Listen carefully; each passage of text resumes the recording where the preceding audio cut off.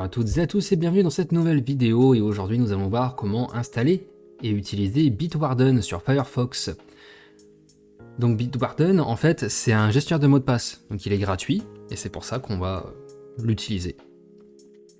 Donc dans un premier temps je suis sur Firefox, je vais cliquer sur le bouton des extensions et gérer les extensions. Je vais ensuite taper dans la barre de recherche password et en fait je vais directement tomber sur Bitwarden, gestionnaire de mots de passe gratuit. Je clique dessus et je fais ajouter à Firefox. Navigation privée aussi. Et voilà. Donc là nous avons installé Bitwarden. C'est simple. Maintenant comme j'ai pas de compte, on va en créer un. Donc create a free account. Donc là, je vais saisir mon adresse mail, je vous reprends juste après. Donc une fois que vous avez saisi votre adresse mail, il va vous envoyer un lien pour activer votre compte. Et une fois que vous cliquez sur ce lien, vous devez du coup créer un mot de passe. En fait, ce sera le mot de passe maître, si vous préférez. Donc le mot de passe principal, je vais en créer un...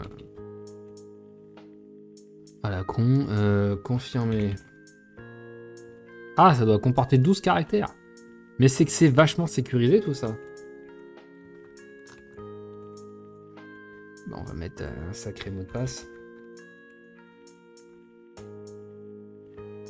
Indice de mot de passe principal. C'est pas forcément obligatoire, donc je dirais... Flop fruit, tiens. Vérifier les données connues sur ce mot de passe, pas la peine, on fait créer notre compte. Donc une fois que je suis connecté sur Bitwarden, rien de plus simple, je lance l'extension, je vois ici que dans mon coffre il est vide forcément, puisque je me suis pas encore connecté à des sites et enregistré les mots de passe, donc il est vide. Je peux le faire aussi manuellement, bon j'ai pas forcément envie de le faire en vidéo, vous comprendrez pourquoi. On peut aussi générer des mots de passe. Donc ça évite d'aller sur des sites ou d'utiliser ou de créer son propre générateur de mots de passe par exemple, qu'on verra probablement dans une prochaine vidéo. Donc on peut inclure tout ce qui est majuscule, minuscule, chiffres et les caractères spéciaux et aussi mettre combien de fois minimum on veut le caractère ou les chiffres. On peut aussi regarder l'historique du générateur. Donc franchement plutôt bien. On a aussi les phrases de passe pour se connecter sur des sites et aussi les noms d'utilisateurs. Il y a aussi une génération aléatoire, donc c'est plutôt sympa. Scène, envoyer des informations sensibles tout en toute sécurité. Partager des fichiers et des données en toute sécurité avec n'importe qui sur n'importe quelle plateforme.